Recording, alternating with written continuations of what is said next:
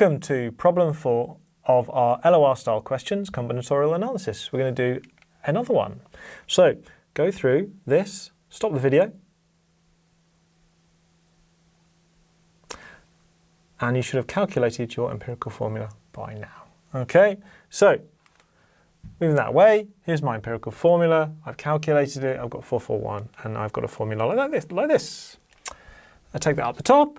Okay, and I take my molecular mass from the mass spectrum, 136.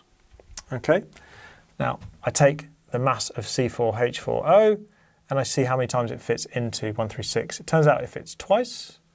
Okay, so the formula then gets times by 2, C8H8O2.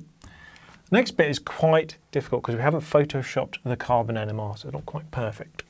But what you can see is there's lots of peaks in this region here. This region here is the benzene peak.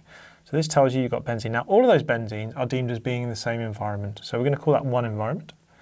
Okay, and then let's have a look at this one up here, which is C double bond O.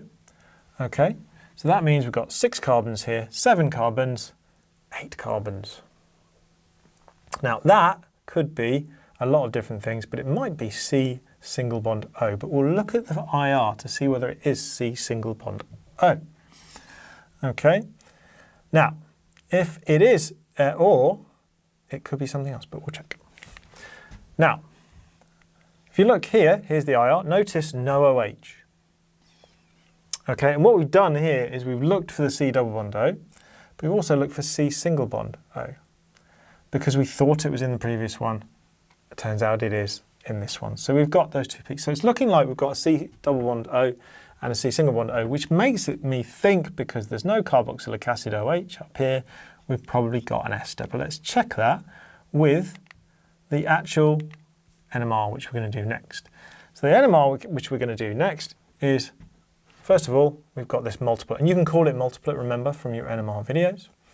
Okay, and then you've got a singlet with 3, which means we have a CH3. So, right, okay, so we've got to fit it in with this. Right, and let's see what you can do. All right, so let's put this across, and I've left that singlet up there because it's very, very important. So we've got a singlet here, we've got C6H5, so that is 6, 7, okay, 6, 7, and then there must be another carbon without any hydrogens on. All right, now we know we've got a C double bond O, and we know we've got a benzene. So if I draw the benzene, okay, and we know from the NMR that it was a single substitution because there was 5 hydrogens on it. Okay, so we've got that. Now, the 2 different ways to do it, and I'm going to draw both ways. All right, so we could go, right, okay, we've got a CH3 and we've got an ester, so let's draw an ester.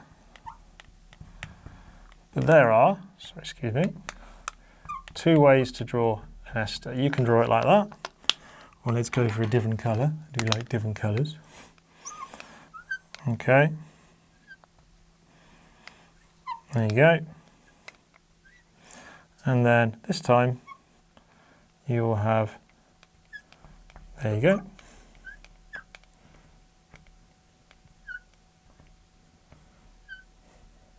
There you go. Okay. So you've got 2 different esters there. And all we've done is flip this bit around here. Now, if we count those again, 6, 7, 8. That's 8 carbons. Okay? It says 2 oxygens, 1, 2, 1, 2.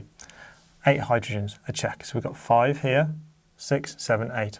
And same on both. So we just have to decide now which one it is. Now, the important thing is this peak on the NMR. That's why I've kept it up here. So if you look at this peak on the NMR, it's between 3 and 4. Now, I want you to have your data sheet on you right now and look. And there are 2 peaks. And we've gone over this in our previous NMR videos. It's another one to tell you. So I think that this is a C bonded to an O. And this is the one that has a 3 by it. This is the CH3 peak. Okay, so that's a C bonded to O. If it was bonded to a C double bond O, it would be between 2 and 3. That means this carbon here of the CH3, which this is the peak for, is bonded not to a C double bond O, but to a single bond oxygen here, which means the right answer is in fact this one. Okay, try not to run out of ink. Okay, right, so it's this one. Okay, and that one, and the one underneath, would in fact be wrong. Now, if this was the actual exam, okay, so this was the actual exam, that one would still get you half marks, okay? But this is the actual perfect one.